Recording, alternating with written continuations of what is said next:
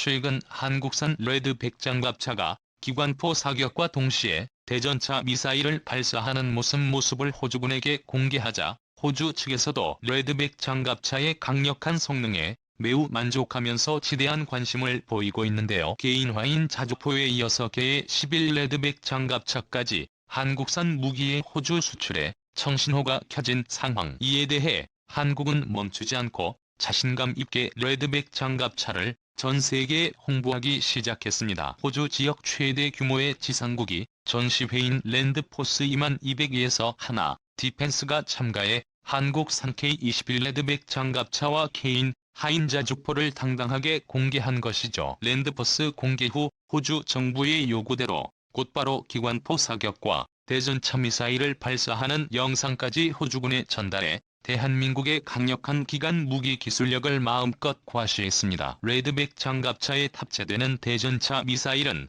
유효 사거리가 8km에 이르는 미사일이며 2단 로켓 텐덤 방식의 성형 작약탄과 발사 후 망각 기능을 포함해 듀얼 광학 기술이 적용된 최첨단 무장 체계입니다. 이러한 대전차 미사일 덕분에 한국산 레드백 장갑차가 적군의 전차를 공격하는 탱크 킬러로 탄생하게 되었습니다. 추가로 호주군이 요구한 전투형 장갑차의 필수 조건인 900마력의 디젤 엔진과 고무 박힌 궤도 유기압식 현수 장치를 포함해 30일 이기관포까지 모두 탑재했으며 이러한 한국산 매드블 장갑차가 수주 경쟁에서 독일산 장갑차보다 엄청나게 유리한 근본적인 장점은 레드벨 포탑의 설계와 제작에 한국의 업체와 호주 업체가 공동으로 참여한다는 점이 있습니다. 한국은 호주 장갑차 사업에서 레드맥이 선정될 경우 호주 현지 생산기지를 만들 예정인데 최근 호주군의 자주포 사업에서 한국군의 K9 자주포가 당당히 수출에 선정됐기에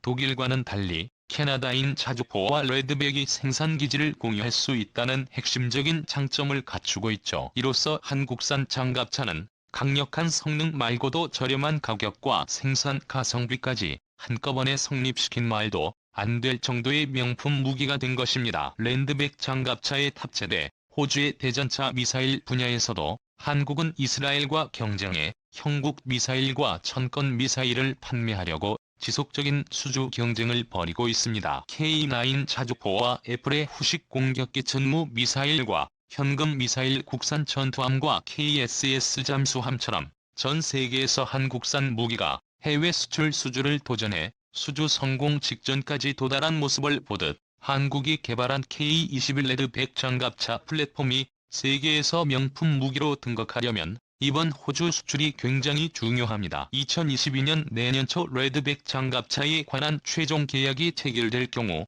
이미 계약이 성사된 K인 하인의 원자주포 30대를 포함해 SC 탄약 장갑차 15대를 먼저 호주에 수출하게 되며 하나디펜스 호주법인과 함께 40여 개의 호주 방산업체들과 레드백 생산 체계를 구축해 호주 방산 시장 활성화와 경제적 수익 창출을 위한 적극적인 현지화 정책을 펼칠 것입니다. 2021년 한국의 해외 무기 수출 증가량은 무려 세계 2위를 달성 매년마다 30%씩 증가해 전 세계에서 독보적인 성장률을 기록하고 있으며 말 그대로 대한민국 방산 기업들의 메이드 인 코리아라는 명예를 돋보이고 최첨단 기술력으로 한국산 무기의 성능에 직접적으로 과시하고 있습니다. 또한 2021년 한국과 미국이 공동으로 무기를 개발한다는 새로운 협정을 체결함에 따라 미국과 유럽 지역에서 한국산 무기가 핵심 우방국의 무기로 완전히 판정되었습니다. 한국 역사상 최초로 체결된 무기 공동개발 협정은 미국의 신무기 사업에 한국이 동등하게 참가하며 한국과 미국이 협력해 무기 개발의 기술 지분을 공유하는 새로운 방식의 협정으로 알려져 있습니다. 지난해 미군 고위 인사들로 구성된 대표단이 한국을 방문해 한국군의 주요 무기 설비를 둘러보고 공동으로 연구 개발이 가능한 주요 무기 체계 및 컴포넌트를 한국 정부와 협의한 것으로 알려졌습니다. 협의한 내용은 기밀로 숨겨졌지만 미국의 차세대 무기 프로젝트와 한국산 무기의 관계를 예측해봤을 때 정황상 레드백 장갑차의 미국 현지 생산과 관련된 협의인 것이 가장 유력하다고 파악되었습니다. 이처럼 레드백 장갑차가 먼저 호주 수출에 성공해 강력한 성능의 미국에게 증명해 보인다면 한국산 레드백 장갑차는 다른 국가들의 경쟁 수주를 단숨에 밀어내고 2022년 미국의 차세대 장갑차 사업을 완전히 독점할 가능성이 대폭 상승할 것입니다. 브래들리 장갑차를 대체할 미국의 차세대 장갑차 사업에 필요한 장갑차는 약 3,000대, 사업 예산은 약 40조 원 규모입니다. 한국이 호주에서 수주를 성공하고 미국까지 수주를 성공하는 순간 40조 원 규모의 초대박 계약을 한국이 독점하는 것이죠. 또한 레드백처럼 K10의 장갑차에 플랫폼을 도입하는 국가는 기갑 부대를 편성할 시계인화인 자주포처럼 한국산 부품으로 모든 장비를 통해시켜 저렴한 가격과 장비 보급에서 확고한 장점을 획득하는 등 무기 수출 분야에서 메이드 인 코리아라는 독자적인 플랫폼을 형성시켜 한국의 자주국방 국산 기술력이 적용된 기갑무기 플랫폼을 구축하는 것이 최종 목적입니다. 호주와 미국에서 한국산 레드백 장갑차를 선정한다면 한국산 무기의 뛰어난 신뢰성을 인정받고 이렇게 인정받은 새로운 한국산 무기를 전 세계 국가들이 앞다퉈 선호하는 현상이 발생하겠죠. 레드백 장갑차는 강대국 한국의 영원한 자주국방을 위해